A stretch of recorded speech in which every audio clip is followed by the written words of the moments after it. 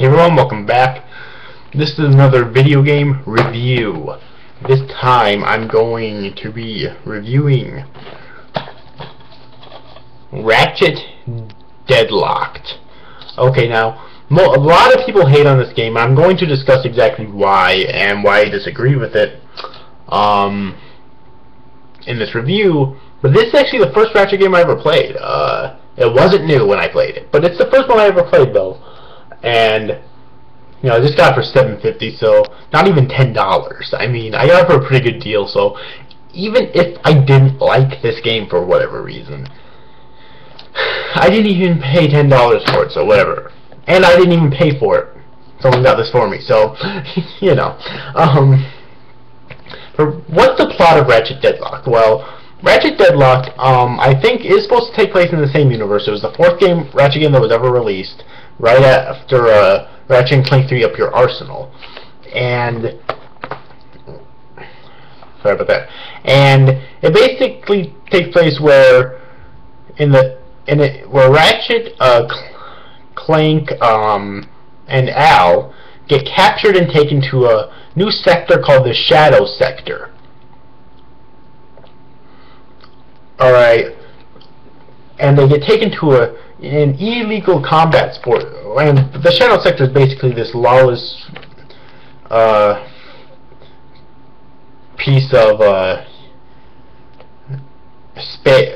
space on the fringe of the galaxy, and they get taken to this illegal combat sport called Dread Zone, which is being run by a man calling himself Lehman Vox, who seems to be a big-time crime lord within the Shadow Sector and the galaxy in general.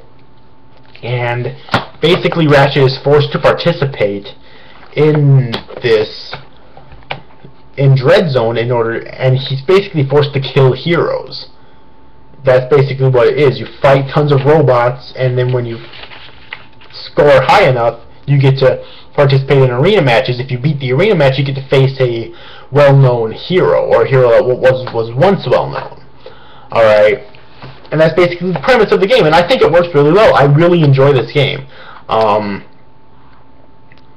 do have some gripes with this game, though, which I will get into later, but, you know, a lot of people say this isn't a platformer, which all the others were. And I disagree and I agree at the same time. It's definitely less of a platformer, and there's some elements with that I do have gripes with. I'll get into later on, but it's definitely less of a platformer. But you have to remember, the Ratchet and Clank games were always 50% platforming, 50% third-person shooter. This is mostly third-person shooter with a few platforming sections, but at least it still keeps the other 50% in here, you know. If it wasn't either, then well, I may have still liked it because this was the first one I played, but playing the others now, yes, I would have been disappointed. Alright. So yeah. Now, things I like about the game is really fun. Like, there's lots of really creative stages. Alright, however, I do have some gripes with the game. The graphics definitely aren't up to par with the games that came out before it. I played the second game now anyways, Going Commando, and I think the graphics in that game look so much better than in this. The graphics in here aren't by any means ugly or bad. They're just not up to par with the previous games that came out, the previous 3 games that came out before this, I don't think.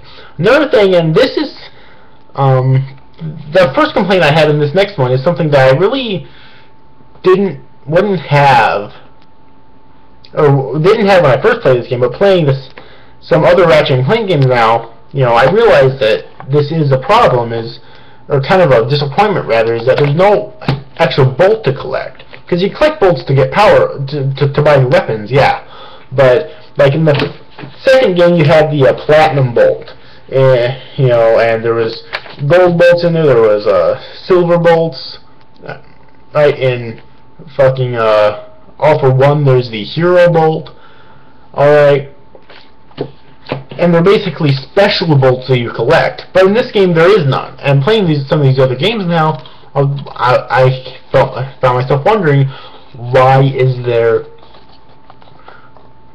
none of that, you know. It's kind of disappointing. Another thing that was disappointing about this game is that it's way too easy.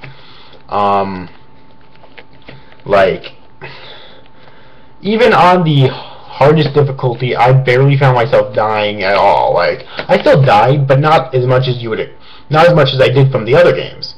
Like going Commando, for example. I died a lot in that game the first time that I played it. Okay, this game, not so much. It's way too fucking easy.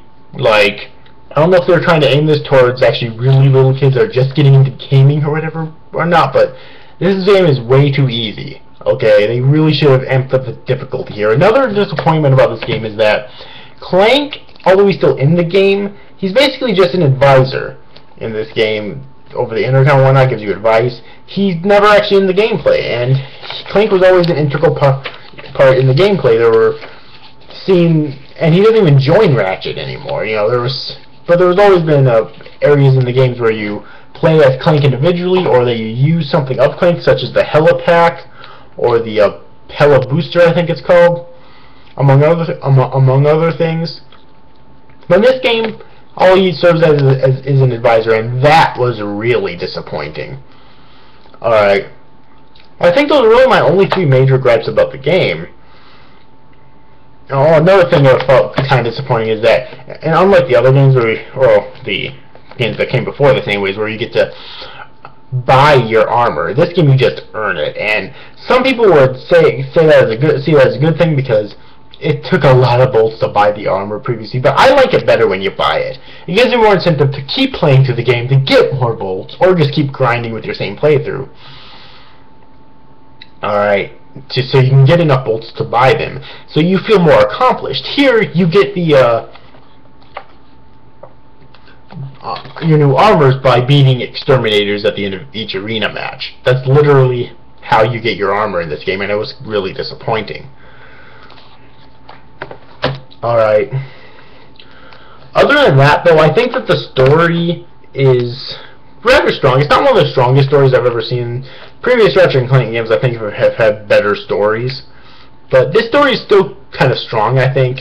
And, you know, the characters, they're the same as you would expect, you know, the personalities, Clank and Ratchet. Some of the bosses include Gleeman Vox at the end. You know, you have Ace Hardlight, who is a famous hero who disappeared. You have the Eviscerator. You have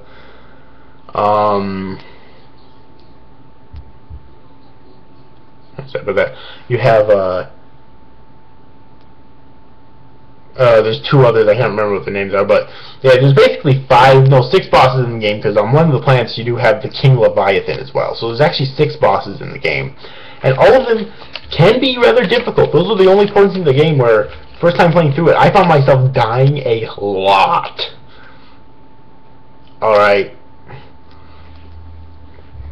Because they can be really difficult. Okay. So yeah. Other than that, though, I really enjoyed this game. I think it's a really fun game. Most people already have their opinions on it. It's a love-hate thing. Either you love it or you hate it. Or not really love-hate, but it's like dislike, I guess you could say. Either you like it or you dislike it. I don't love this game. I do really like it, though. You know, I don't think it's a bad game by any means. I think it's really fun. Bit on the easy side, like I said before, but I still think it's a really fun game that's worth a play. You know, and I might play this again sometimes because I have not played this game in a while. Alright, so yeah, there's other interesting things in this game that I do want to say, though. Oh, another complaint that I had, I do want to mention this, is that there's really no space shooter play. Like in the previous games, and even some of the future games, you would have some missions where you have to fly through space and shoot.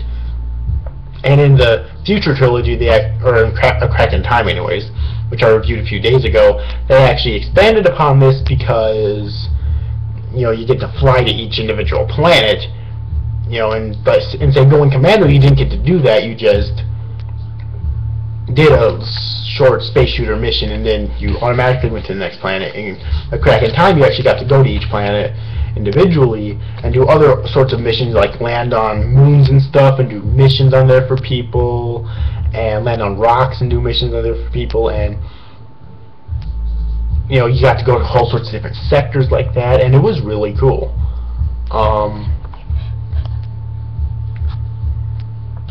But you don't have that in here, and that was kind of disappointing as well. They do try to make up for it, though, with a kind of a flying machine that you get to use in this game on each individual planet, which it's still really fun, but I still kind of wish that they had the space shooter things, because really you're only in one sector, and you do go to to different planets, because Red Zone is spread across lots of different planets, alright, in the Shadow sector, but you know, you don't get to fly to them individually. There's not really no individual missions in space, like off the planet, so that was kind of disappointing.